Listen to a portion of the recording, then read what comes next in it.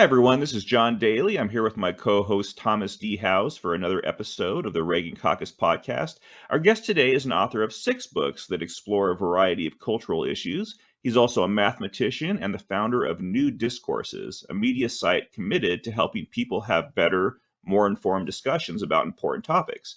Sounds like a good thing to me. I'm talking about James Anti-Communist Lindsay. James, thanks for joining the two of us today on the Reagan Caucus podcast. Thank you guys for having me.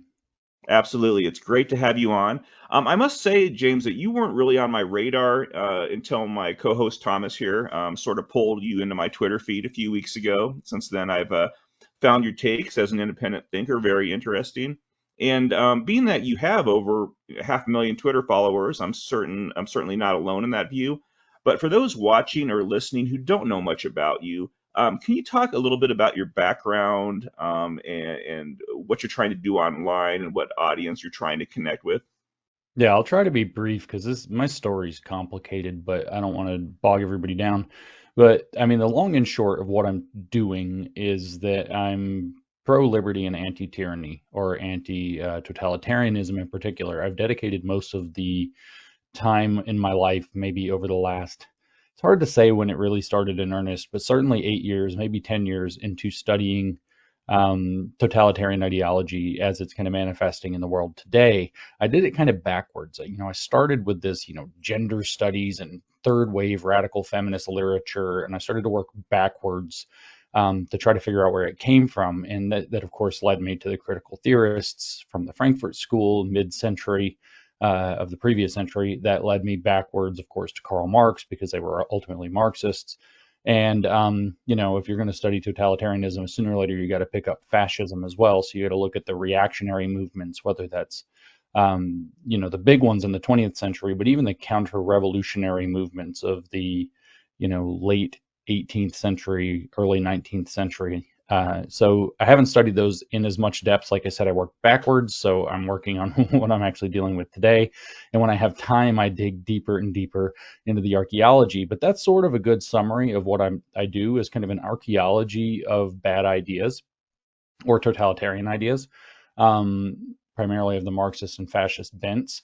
And I kind of got my start as a public figure doing this back in 2017 and 18, where, like I said, a friend of mine named Peter Boghossian and I started looking at the academic literature coming out of gender studies for a fairly wide variety of reasons. Peter was teaching at Portland State University. The diversity office was obviously fueled by this. The university was obviously being consumed by it. This is after Nicholas Christakis got screamed at Yale for not making it a suitable home for people, and all of that crazy campus stuff that kind of erupted in 2015. Black Lives Matter erupted in 2015. So there's this broader context where Peter and I kind of were, of the mind that whatever's going on with the culture war, it has something to do with the academic literature. That seems to be, in fact, we were pretty, bold in stating at the time that it was almost like the academic literature worked like a living Bible, like a Bible that's still being written, but it has that deference like to a scripture. And it doesn't matter really for them what's going on in reality. The theory reinterprets reality for them, which of course I don't think that that's what the Bible does, but you get the sense of it having like scriptural authority for them. So we start reading this literature, seeing it's a train wreck, and we tried to criticize it, and we were told, well, you don't have a PhD in it, so you're not an expert, and you're straight white men, so you have no standing to criticize it. And we thought, well, this is all stupid. If we can't criticize it and nobody's going to listen, and the academics don't care, and it's obvious that the diversity office at Portland State was rapidly becoming a monster, then it's kind of like Peter had this crazy idea, like, let's just write an academic hoax. The stuff they're publishing now, we could slide something in. They'll publish anything that flatters their moral biases. And it turns out the answer, we did a broad experiment from beginning of 2017 to almost the end of 2018 to test that. And it turns out they won't quite publish anything. It actually has to be scholarly. It actually has to understand and use their existing ideas correctly. So there's something like scholarship happening there, but all of it has to be bent toward a certain preset of conclusions and flattering, their moral presuppositions about oppression. And so we did this thing. It became called the Grievance Studies Affair. On the back end, we just called it the project. We had no name for this thing as we did it. We needed a name when we went public. We called it Grievance Studies. So people called it the Grievance Studies Affair, and it kind of blew up. I mean, it made the print editions and front pages of a lot of newspapers, including the New York Times. Something like 500 newspapers worldwide, major newspapers, printed stories about it. And the idea was to show that peer review is only as good as the biases of the peers. So if you have a biased peer group doing all the peer review, then they're going to publish biased literature. And so we need to be very cautious if that's going to be considered, peer-reviewed academic literature is considered in many regards a gold standard, or has been. It is maybe less now, but it's a gold standard for how we make major decisions in the world, including whether or not to have diversity offices at college campuses and how to run them. And so, I've since then I realized doing that project that this isn't funny. This is a major problem. Like, this could unravel society. I remember having in early 2018 having that realization that, like, this could tear, like, this really is bad. Like, this isn't some weird sidebar. This is really bad. And so I went and talked to my wife, asked her if I could quit my job, because I said, I have this head start to start exposing this thing. And I have this understanding, and I'm going to get a lot of attention for this stupid thing we're doing, because at that point we'd had a couple papers accepted. So it was obvious we were going to get a ton of attention. And so it was like, can I quit my job and dedicate everything to studying this? So then the research started in earnest. We published a book soon after called Cynical Theories, outlining the postmodern philosophy elements of that. Basically, what we were doing is taking what we learned in order to be able to publish those papers and explaining what it is we learned. What is that scholarship you have to understand correctly? And we focused on postmodernism for that book. That book did very well, got in a lot of hands, explained a lot. Right after George Floyd died, when it came out, it was pretty good timing. Had a chapter about critical race theory in it. Is the first major publication about CRT that came out that's against it after. I mean, like, Thomas Sowell criticized it earlier, but after, it became a hot button issue for the population. And then I just kept studying. Like I said, critical theory gets roped in, Marxism gets roped in, fascism gets roped in, all the different branches, and the evolution, Maoism, the different, Sovietism, the different sides of the communist project. And I've basically spent the last, I guess, 7 to 8 years building the biggest cannon. I'm picturing those stupid video games that are advertised on all my social media, where it has the guy running back and forth and you try to get a bigger and bigger guy with a bigger and bigger gun to kill the monsters. And it's like I was trying to get a bigger and bigger gun to fire at the left more and more effectively and faster, to try to stop this woke horde. And so it's been a pretty successful run. I think that we were able to build a movement that genuinely changed the course of American politics, within MAGA more broadly. I know that, President Trump came to understand some of these issues. He famously, during his debate with Kamala Harris last year, called her a Marxist. And this happened to be a week after I had sat on a Turning Point stage with Charlie Kirk, and Charlie Kirk asked me to explain her, infamous stupid phrase, which is, we're able to see what can be unburdened by what has been. And Charlie asked me, he said, can you explain, is this gobbledygook or is it Marxism? And I was like, it's Marxism, and here's why. And this thing went so viral, I can't even explain how viral it went. It's unbelievable how viral. I mean, hundreds of millions of views on my platforms, and that doesn't count the Turning Point platforms, Charlie Kirk's platform, and other people who shared it too. It went bananas. I think at one point, one of the Turning Point media guys contacted me and told me the Turning Point channels had over 200 million views on that video. And then 1 week later, Trump's on stage calling Kamala Harris a Marxist to her face. So I don't know if I contributed to that or not, but it certainly was that the broader movement had coalesced around this idea enough to give President Trump the idea and the confidence to be able to say something like that.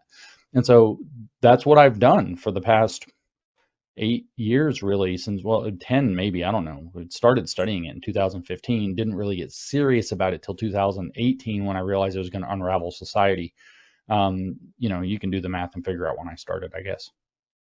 Yeah, no, you did. That's a good job of describing the woke left. When people ask me, I'm from the right, the sort of more traditional right. People kind of ask me, well, how do you view the woke left? And I see as sort of this movement that has tried to shame and pressure society into this progressive, hyper politically correct belief system that has silenced a lot of people on certain issues and has even gotten a number of people canceled. But just on the topic of wokeness more broadly, you, James, you also talk a lot now about the woke right. You see the same sort of phenomenon happening among, some of the woke left's toughest critics, the MAGA crowd, the post liberals. Can you sort of define what the woke right is and describe what they have in common with the woke left? I mean, there's a really easy way to do this that requires just a little bit of technical terminology, but we can peel that back. A lot of people make this harder than it needs to be. So, what defines the woke left is that they're using critical theory to deconstruct society. What defines the woke right is that they're people on the right using critical theory to deconstruct society. It's really simple.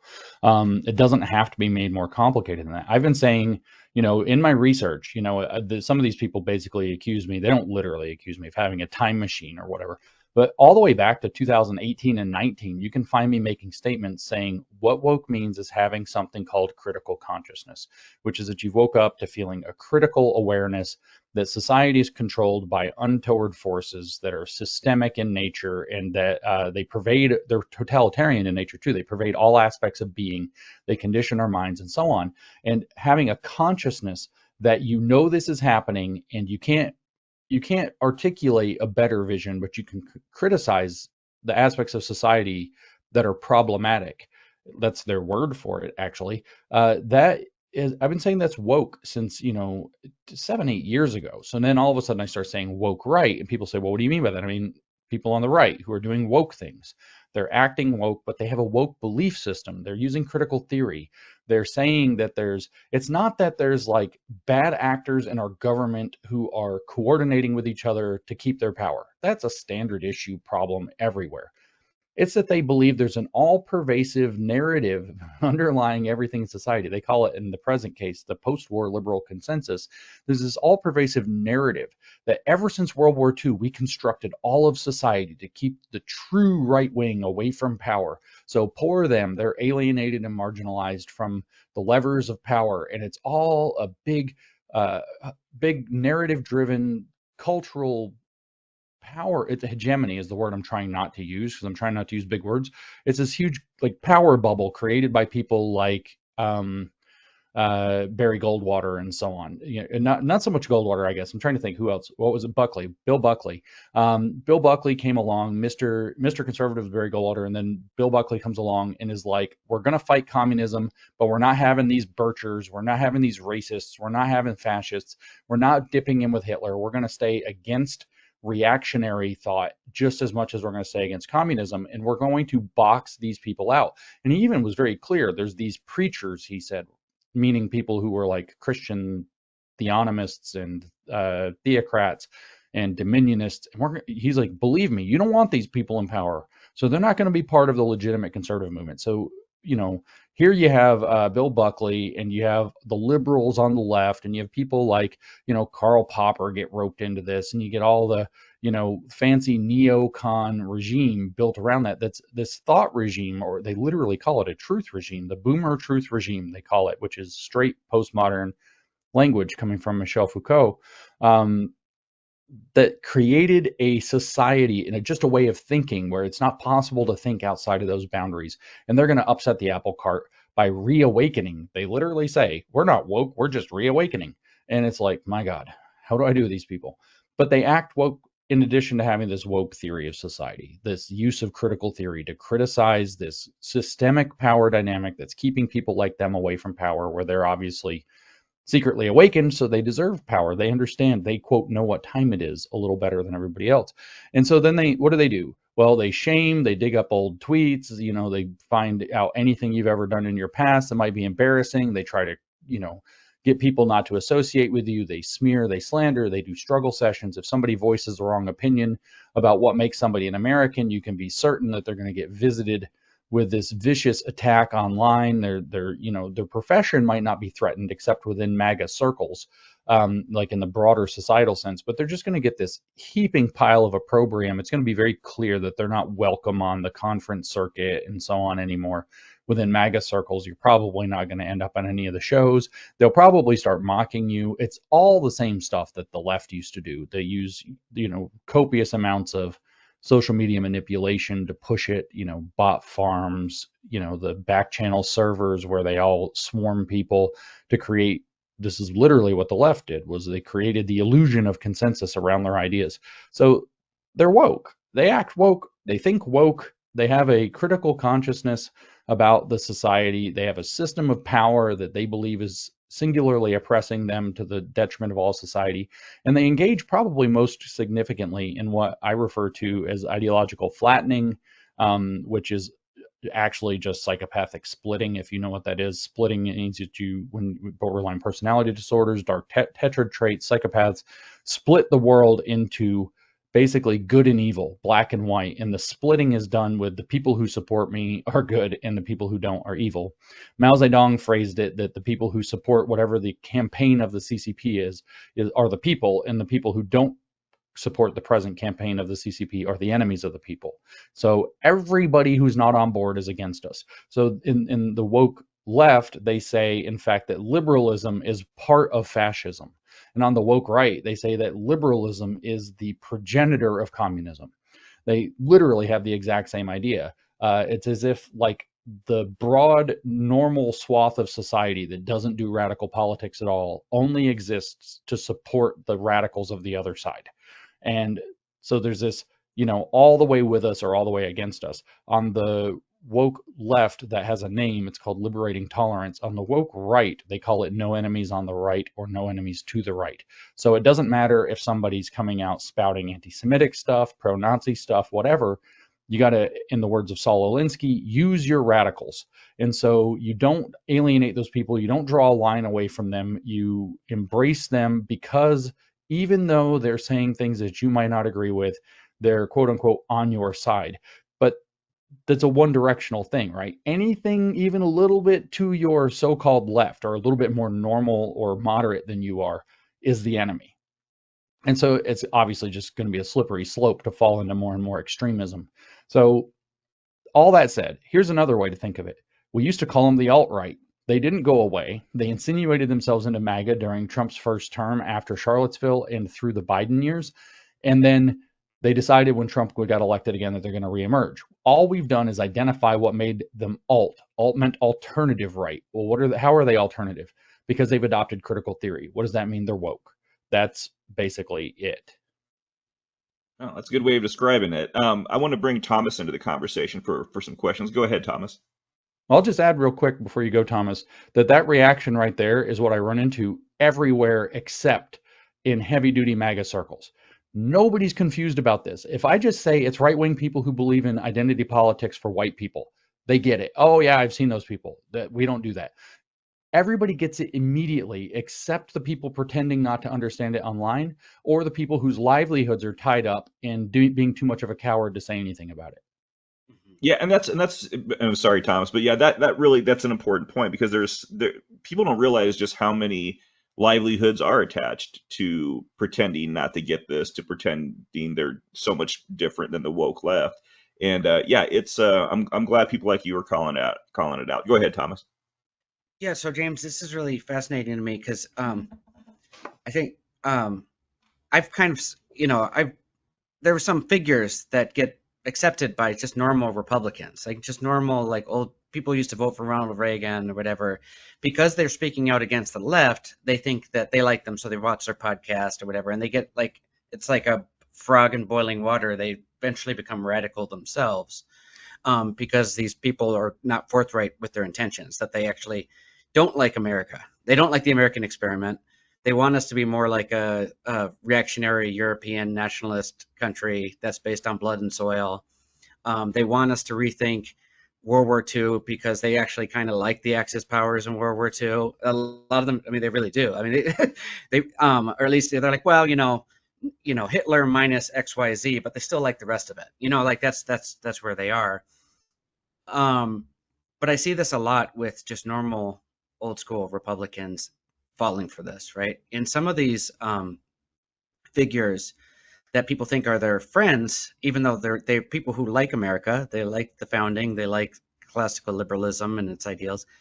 They think they're their friends, but they're really clearly not. If you've been paying close attention to them in the last few years, they have bad faith actors all around this space. So you said something once online about how um, these people tried to co-opt you and trick you.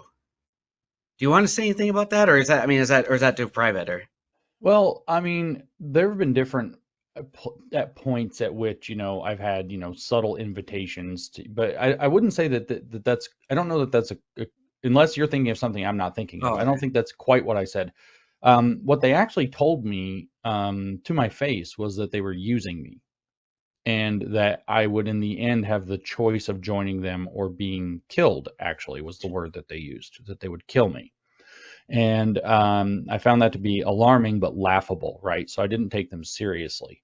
And I've kind of had these attempts. This would have been all back in this would have even in some cases been pre-2020, and then the incident that I just mentioned, the first time that ever happened to me was in 2021, in January of 21, so early on. So it's kind of in that 5-6 years ago period mostly. And I was in a number of, everybody gets in these group chats these days, and I get in a number of these group chats, and, people would be like, what you're doing with the critical theory stuff, especially CRT, is really valuable. But, a lot of this stuff has been thought of before, and they were trying to get me to read the old counter-revolutionary thinkers and some of the fascist thinkers, Julius Evola, for example, Joseph de Maistre, and so on. And frankly, I just didn't feel like I had the time, and I wasn't that interested. But what they were telling me was, this stuff's been thought about before. Partial solutions or solutions have already been given, and it would help you amplify your thinking to understand what other people have already said on this issue historically. And then when I didn't show interest or time, and I'm thinking, by the way, just in this case, who was trying to invite me into reading that stuff was Curtis Yarvin. And you mentioned the bad faith actors. Curtis Yarvin has written a number of times about how he sees his own class of people as subversives. So they openly tell you they're subversive. They openly tell you that they're Machiavellian. But when I didn't want to read any of that stuff, or I just felt like I didn't have time, he blew up on me, like went bananas, said I was stupid and all this. There are other examples earlier than that where people were trying to get me to read Nick Land and Curtis Yarvin and some other people, and I just wasn't interested. And after a while, they blew up on me. You may be thinking of the time when I tweeted, though, that I feel as though I've been complicit in building this machine and was used by them and regret it. And that's true. I mean, a ton of, I kind of knew that there were people who did not have the best of intentions, with whom I was also working or partnered, or sometimes not saying things about, who I probably should have spoke up about because of some of the things they were saying, not just in private, but in public. And for the expedience and for the desperation of trying to figure out how to get out of the Biden years, I often kept my mouth shut. And I feel like that there were a lot of people who used and repurposed parts of my work to be able to turn it around. A lot of the Christian nationalist movement, for example, back in 21, were huge fans of mine. They used a ton of my stuff. And then in 22, they had some kind of a weird change of heart and decided that we needed this Christian nationalist movement that was post-liberal and anti-liberal and anti-constitution. And some of them even came and were very weirdly apologetic to me. I mean, not that everybody knows who I'm talking about, but the kind of pastor that appears to have gone completely bonkers lately, Joel Webbin, sent me this long DM thing talking about how much my work had meant to him and how it changed his life. But he just has given up on liberalism now, very apologetic, weird DMs. And then he's like, if we do get a Christian nationalist, tyranny, I'll do my best to keep you out of jail because you deserve it. And all this weird stuff. And I'm like, just kind of staying hardline, like, you're doing the wrong thing, dude. And now he's like completely bonkers. It's like literally like Nazi stuff coming out of his mouth, like pretty regularly. And so, there are a lot of places where I've had the invitation, but I don't operate that way. So I don't think there was any moment where people nefariously sat me down and was like, it'll be really good for you if you come with us. There were a lot of times where people would tell me to stop working on various things. This isn't going to be a fruitful effort. You want to step away from this. Stop talking about the Christian nationalist thing. It's a distraction. We've got bigger fish to fry. People of some prominence in many cases.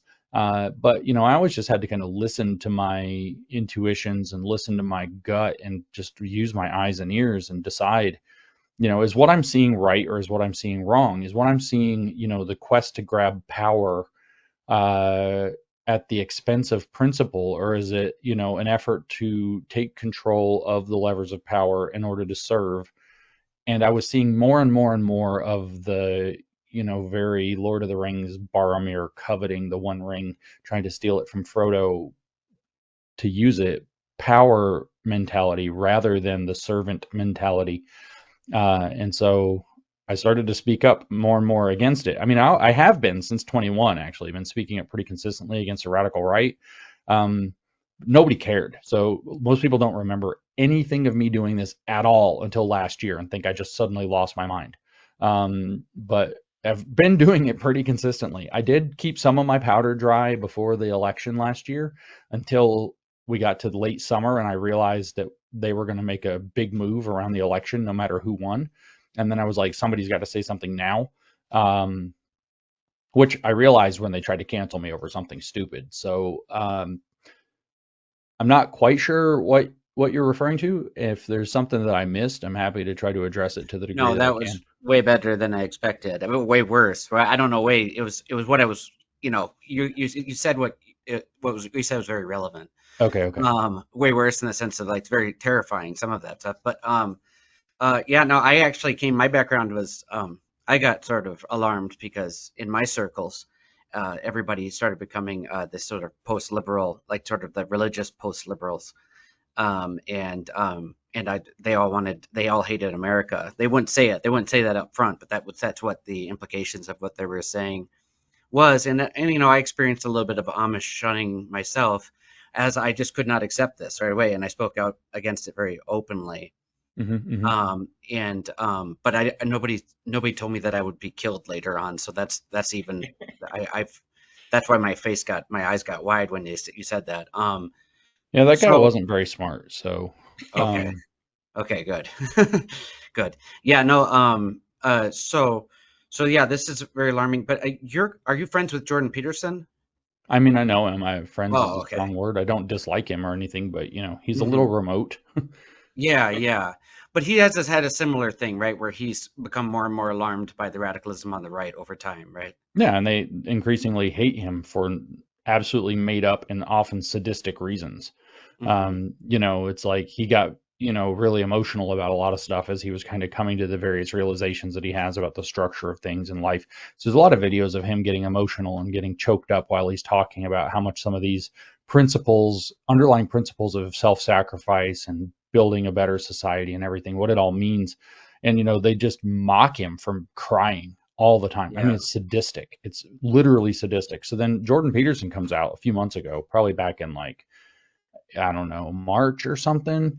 And he does this video. I think he was on Fox News or something prominent. It was on some prominent show. And he's like, well, these people he's like, dark tetrad psychopathic traits are not unique to the left. They can be found anywhere. And so they're also found on the right. So there's a lot of people in every movement, especially when it gets to a certain size and a certain amount of influence and power, that are outright psychopaths, and meaning that clinically, as his credentials allow him to say. And he specifically says that they have dark tetrad traits in cluster B personality disorders. And he specifically names the dark tetrad traits, which are, what are they? Psychopathy, narcissism, Machiavellianism, and sadism. Well, the sadism, they came out and proved. So he says this. He doesn't name a single name. He doesn't say a single person. He, in fact, is pretty studious about not doing that. I did an interview with him, this past spring. And one of the first things he said was, let's not name any more names than we have to. In fact, let's try not to name any names. And I was like, okay. And, I tried to stick to it. And it had the same effect as his earlier interview. It was astonishing. At first, Jordan said that. And I was like, oh, Jordan, we can't chicken out. And it was actually magical. It was really amazing. So Jordan goes on, he makes his, Fox News appearance or whichever prominent show appearance it was. And then he says that, they're psychopaths. And then all these people just volunteered. Jordan Peterson called us psychopaths. And we're like, well, we know who we're talking about now. Yeah. And then he and I did that interview together and we talked about the same thing, but we also talked about how it has underlying as far as, Jordan would be talking about this mostly symbolically, not necessarily spiritual, literally. And we said that they're Luciferian in their orientation, and we didn't name a single name. And they were like, James and Jordan called us Luciferian. And it's like, we didn't name you. You've now identified yourselves. It's like you volunteered. And, I think that there is this, underlying thing there. But when Jordan has brought this, as Jordan has brought this up, but also because there's a deeper point, because Jordan has been teaching the right answer for men: stability, not revolutionary action, getting your own life in order and building outwards, becoming a leader, finding a purpose and pursuing it, all, individually, not in some weird collective, tiki torch, you will not replace us kind of way. Jordan has been providing the answer for young men for a decade or more, and he's been doing it very well and on kind of an increasingly effective and clear arc, as one tends to do as you kind of refine things. So they got to get him off the table. And then he's criticizing them. So they really got to get rid of him. So they've gone after me. They've gone after Jordan Peterson. They've gone after a lot of people who are kind of on the more liberal end of, a lot of people that were fighting in the trans dimension came from the left. And they are still, in many regards, creatures of the left, except on trans and the excesses of like race and so on, the identity politics. It's like the trans thing woke them up. But those people have been obliterated and discredited, often in nasty ways with nasty smears. It's like they are trying to do this weird purity spiral, but they've got to get rid of, I think Jordan's the key example here, because they got to get rid of people who are providing real solutions. Just like how, they constantly attack the Daily Wire. It's always going after the Daily Wire. Ben Shapiro, they say, is Mossad. They say it's an Israeli operation. It's anti-American. They're trying to always set Matt Walsh and Ben Shapiro at odds, being two of the probably 3 or 4 biggest talents on Daily Wire. If you list who are the biggest names, it's Ben Shapiro, Jordan Peterson, Matt Walsh, and Michael Knowles. And if they can get Michael and Matt at odds with Ben, they're going to fracture the organization. Well, what is the Daily Wire? The Daily Wire is the biggest and most established and most sane alternative media, not CNN, not MSNBC, not even Fox. It's not in that establishment media bubble. It's outside of it. And Daily Wire is the biggest media company that's offering what really is, in some sense, mainstream conservative politics right now. So they have to destroy it because they need everything to be their radical messaging, and everything else has to get taken off the table. And yet again, this is that same woke behavior. The woke left did that until, they bent the knee of people like organizations like CNN and the New York Times and everything else, starting out with stupid blogs like Wonkette and, whatever their butterflies and wheels or whatever they were all stupid called back, 10, 12 years ago. It's the same mechanism, same maneuvers, and it's to make sure that they have a monopoly on the messaging around young men in particular, but around the movement, so that it can only get driven in one direction, which is toward their collectivist radical program. Can I jump in real quick, Thomas? Just because I was going to ask a question that has to do with what James is talking about. So we've seen, several right-wing podcasters, other online influencers develop audiences that are primarily of young men, which we've been talking about, who, they're teaching the art of lib owning too, and there have been a number of examples of these, young men, these listener types that are really taking this stuff to heart and doing insane, provocative things, based on it in very public ways, and then they pay a professional price for it. And you actually said something on Twitter the other day that I wanted to quote. You said, "I am once again reminding young conservatives that the influencers they listen to are using them. They have agendas. You're their tools. They will destroy your life, and they'll keep their hands clean and move on. Try to be wise, cleave to principle. They're not your friends." I think that is such an important point, and it's probably what irritates me the most about all these grifters. It's not just that they're saying things they don't believe to make a lot of money. It's that they really don't care what they're doing to their audience, because it's not them who's ever going to pay a price for it. I don't know. unfortunately, I don't have much hope that this is going to change. I'm glad that there are people like you who are fighting the fight. Do you have any hope that we can sort of shape these impressionable minds in a healthier direction? I mean, yeah, not in the short term though. The fact is that this is a kind of, I mean, there's an old word for this kind of a thing that most people don't know, and I happen to know it, and I use it all the time, and nobody knows what I'm talking about. But that word is frisson. Um, we say bubble or something now, or fad, but it's got like it's almost like an effervescent fizz, right? It's here. Imagine when you first pour a soda into a glass, and it fizzes way up, and then it comes down, right? This is the fizzing way up part, and then it comes back down. And so there's this frisson around being edgy in this direction. And a lot of young men have a lot of frustrations. They're being propagandized, but these kinds of narratives always collapse, especially, and I don't know all the mechanisms for why. The left wing ones, I think because they actually appeal to compassion and seem in some twisted and sick way loving, while the right wing ones appeal to resentment and anger and brutality and cruelty. The right wing ones don't last as long. They fizz up, people get their lives destroyed, and then everything calms back down when we all kind of sober up. I don't know for sure that that's going to happen because social media, I think, is I don't even think of social media anymore as like people are like, oh, it's the digital public square. And I don't even think of it remotely in these terms anymore. I actually think of social media as a death ray. Like, I'm not joking. Its main purpose at this point is no longer to connect people, to allow people to share stuff, to democratize their voices. Its main purpose is to shoot agitating propaganda into people's brains all the time so that they're emotionally unstable and emotionally unwell and easily radicalized. And so this element throws a question mark onto my analysis, but otherwise I would say this particular brand of crazy will have a breaking point. Think of it like a fever if you want. It'll hit a point and then it'll break and then people will cool down and the casualties will be. So, like, you're going to have these grifters and these influencers who are going to come out and they're going to say a lot of edgy stuff. And some stuff they're going to say that, some of them aren't as savvy and they just cross the line. But then you have the bigger ones, are very savvy about their messaging, right? They're very careful not to cross certain lines. They're very careful to throw up counter messaging so that you're never quite sure what they believe all the way. And then what happens is people in their orbits begin to feel safer and safer and safer in the radicalism. And I know that, like, that comment that I made, which, by the way, I made podcasts to that same theme a couple of times. I've done a bunch of different messaging. I made short videos about that, trying to reach young people to understand.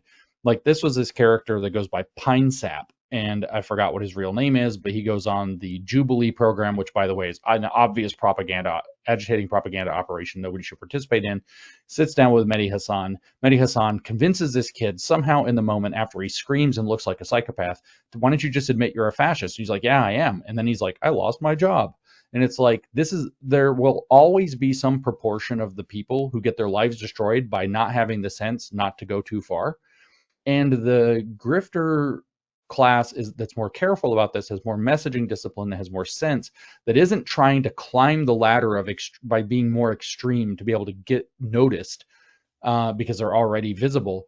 They are going to be able to just throw him under the bus or ignore that it ever happened or just move on with their plausible deniability that they never contributed to any of this. And they end up scot-free. So it's like this I'm hoping this message and it, telling the story of historical parallels, like Mao's Red Guard. Mao's up there standing on a plinth telling them, and he's putting it in print, telling them in 1966, but right before the Red August, June 1966 to August 1966, they riled up something like 3 or 4 million young people in China. And the phrase, the slogan was, to rebel is justified. To rebel is justified. To rebel is justified. It's the same thing that these influencers are telling people like Pine Sap. To rebel is justified. The left has been squashing you. You would have a house if it wasn't for us sending $3 billion a year to Israel. Blah, blah, blah. to rebel against this awful system is justified. The phrasing that they're using now is you can't stop what's coming. They're given that magic spell of inevitability. Some huge thing is coming. Nobody can stop it. So you might as well get involved with it. You might as well help it. You might as well get with the energy, ride the wave. Same thing. To rebel is justified. Well, the story with Mao Zedong is that, he used the Red Guard. He made them basically immune to all law for about a year. He gave them all kinds of crazy privileges. They were allowed to travel the country for free. Everybody had to just put up with them. It didn't matter if they physically assaulted a police officer or whatever else. The police officer would get arrested instead of the young person. Gave them all kinds of stuff. Encouraged them to smash the four olds, destroy boomer mentality, so to speak, in the boomer truth regime, and unleash them to destroy old society and replace it with, there's a new generation in town now, right? So then the real target of this whole campaign, what we call the beginning of the Cultural Revolution, the real target was Mao's chief political rival, who had taken the seat of premier of the CCP, or of China, in 1962 after Mao was forced to abdicate that level of control over the government because the Great Leap Forward killed 100 million people and destroyed the Chinese economy on a level that no economy has ever seen. Like, if you see the graphs of like life expectancy, economic output, anything of China, there's no doubting when the Great Leap Forward happened. It's this pit that, this generally rising graph in a pit, and then it comes back up and goes back to rising. And so, he has this chief rival, Liu Shaoqi, who takes the premier seat of the CCP. And Mao doesn't like it. Mao wants his power back. He wants his uncontested, unquestioned, total power back. He has to share power now because he screwed up so bad.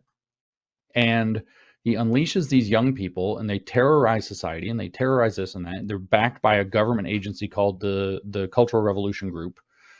And they end up finally by, late summer, early fall, I forget the exact date, of 1967. So about a year later, they end up cornering Liu Shaoqi. They drag him out of his residence, his, posh residence, and they start doing the struggle session on him and humiliating him. Liu Shaoqi appeals to them, am I not, a member of the party? Do I not have, right to speak? And they scream at him, no, you're a traitor, you're a capitalist rotor, you're all this stuff. And they basically humiliate him, ride him out of town on a rail. He's no longer in his office anymore. He ends up getting sentenced and sent to the countryside to die in primitive conditions as a slave, after being, one of the highest officials in the government the entire time up to this point. And then Mao takes his power back. And by early 1968, so that's late 1967, by early 1968, Mao decides that the Red Guard is too radical, and he gets rid of them. He marches them at gunpoint into boxcars to drive them out to the same countryside to go work as slaves and die in primitive conditions. Now, a lot of these poor bastards at that point, like Pine Sap, were so brainwashed that they were getting into the trains willingly, singing songs about how working in the fields would wash their brains even more red. They were excited. They all died, or not all of them, but the vast majority of them died in horrible conditions, under horrible circumstances. And it's the same story. These people have agendas. Sometimes that agenda is just to make money off of clicks. Sometimes they have deeper political agendas, and they're going to mobilize young people to go do their dirty work. And once the dirty work is done, they don't need the young people. In fact, the young people are a problem now. So they just execute them, or they throw them away, or they let them, I've got this meme I share sometimes, and it shows a crusader with the cross on his, on his bib or whatever, and he's got his helmet and his sword, and he's looking down and looks all sad. And it says, born to reclaim the Holy Land, cursed to receive a warning from HR.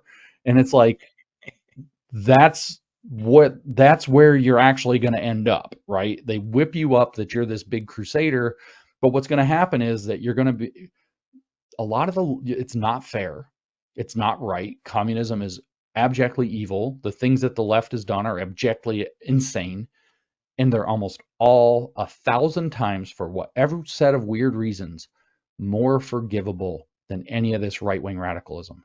You dip into this right-wing radicalism and you lose your future. The trans people are your immediate peers. they've cut off their genitals, they've damaged their body, they will never have a fully normal life. And you put yourself in a position to where it's almost, once you start spouting Nazi stuff, you're not coming back. You're not coming back. That's going to haunt you forever now. But this is to the benefit of people who want to destabilize society, because now you're a permanent outcast. You're a permanently aggrieved individual. You are ripe for revolution for the rest of your life. And who's going to end up scooping these people up eventually is, if you look at the trajectory of a lot of post-fascists, is they end up communists. Those narratives end up appealing to them too. The reservoir of opportunity lies there. It will not lie. There won't be this kind of like continuing fascist movement after the bubble pops, but there will be a continuing communist movement, because for some reason nobody ever decides to get rid of communism. And even in the cases where, you know, there are military dictators dedicated to getting rid of communism, all those countries are communist now. Like, it doesn't work. And so that's where that disaffected set of opportunities lies. There's no opportunity set for disaffected Nazis outside of them going through a full repentance and becoming commies. And so it's just like, holy crap, guys.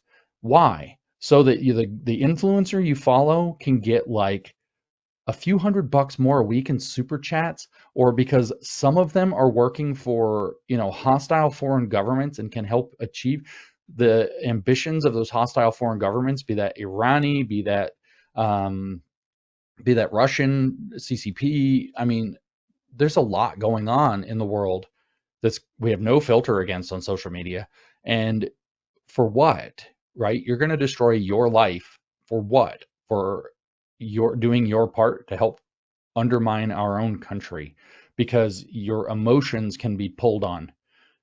But if we don't start actually fixing some of the underlying material problems that are the soil in which that seed of propaganda can sprout, then this problem will endure for a long time. If it's still almost impossible to buy a house on a, you know, reasonable, you know, starting or second tier salary for the foreseeable future, you're going to have a lot of destabilized, pissed off young people. Yeah, something to think about for sure. I'll throw it back to you, Tom. So I'm sorry for sort of intercepting your line of questioning there. Oh no, yeah, no, I think I mean, there were things you said there that I was going to ask about, and you already covered them. So, yeah, so and that's a very good point. There's this issue with, but that's the thing that we try to emphasize is we can fix the housing issue, we can fix, you know, whatever without destroying constitutional democracy. And Yeah. that's what these radicals want you to believe, that you have to destroy the whole thing so you can fix these problems. And that's just Yeah, I mean, Trump's actually proving it, right? And there's this weird dynamic coming from these radical influencers where it's like everything that Trump's doing right, we're supposed to get mad that he didn't do enough. And everything that Trump's doing wrong, we're supposed to celebrate that. It's like they've got like a literal upside down interpretation of what's going on. And then, of course, you know, Trump does whatever it is, like say bombs Iranian nuclear sites, and they're all like, that's got to start World War III. Trump's screwing up, and then it doesn't. And then they're like, we saved the day by telling Trump not to go too far. And they're like, it's just shut up. Yeah, that was one of the things that people were complaining about him bombing the nuclear sites. I was like, well, that's a pretty smart idea, actually. Yeah. We do not want Iran to have nukes. Threats right now that people don't understand is that, you know, the lunatics, not Putin specifically, as far as I know, but the lunatics like Alexander Dugin, who, by the way, a lot of these radicals on the right in America look up to and read his philosophy and share his philosophy. This character at Blaze Media named R.N. McIntyre, on his own personal podcast, interviewed Alexander Dugin for like an hour or some odd or two or whatever just the other day and released it. And so, you know, they like Dugin. Dugin literally is on video just not that long ago talking about how what Russia needs to do or plans to do is to distribute nuclear weapons basically all over the world to make sure that the West doesn't have the ability to control where nuclear weapons are. And then he's talking about like nuking the West. And it's like, what the heck? You know, why are we supporting this kind of thing? But it's this same idea. It's like, you know, Trump stopping Iran from, or delaying, there's almost no stopping that permanently, but delaying Iran's nuclear program by bombing those facilities was something they seem to be vigorously against, and they get every single issue with Trump upside down. Trump says some horrifying thing about AI, and they're like, yeah, AI is going to replace all of our jobs. Let's accelerate that. Then on the other hand, he comes out and he says something fantastic about taking on Harvard. And they're like, that violates somebody's rights, or as Curtis Yarvin always says, that's not even 2% of what he needs to do. He needs to be way more radical, seize the entire endowment, level the buildings, throw a B-2 bomber at it, just something insane. It's always got to, that's hyperbole, but it's always got to be more and more and more. Curtis Yarvin did literally say that Trump is doing less than 2% of what he needs to be doing to solve the problem. He didn't say the B-2 bomber at Harvard part. Yeah, I know. Well, James, we are so grateful to have you on here. Honestly, this is the best. This might be the best podcast episode of any podcast episode I've ever seen, and I'm glad to be joining in it. So just thank you so much. We know that you get invited to ones with many more followers than us, so we appreciate your time, and it was just fantastic. And thank you so much. And if you ever want it, you can come back on whenever you want, because this is just, this was awesome. What do you think, John? Absolutely. A very insightful, very strong voice. We'd love to have you back on, James. Yeah, at some point, maybe we should try to do that and sit down and talk about how they're going after Reagan, seeing as you guys are like the Reagan office. I know. Well, we probably missed that, right? So it's they're going after Reagan, they're going after the Jews, and they're going after constitutional democracy. So that's where. So they joined the left. So they're getting those three things are being squeezed by the left and right woke, right? Yeah, that's right. And that's the idea. I keep tweeting also, am I going to have to explain how scissors work? It's like you got a left blade and a right blade. They have to. In the middle get cut. That's right. Excellent. Yeah. No. Well, thank you so much, James. We really appreciate it a lot. Well, thank you guys for having me. Yeah. Oh, sure thing. And for everyone who was watching or listening today, thanks for joining us. As usual, we ask that if you watch this episode on YouTube, make sure to like the video and subscribe to our channel. If you're listening to us on Spotify, Apple Podcasts, or some other audio platform, please like and subscribe as well. And we will see you all next time on the Reagan Caucus Podcast.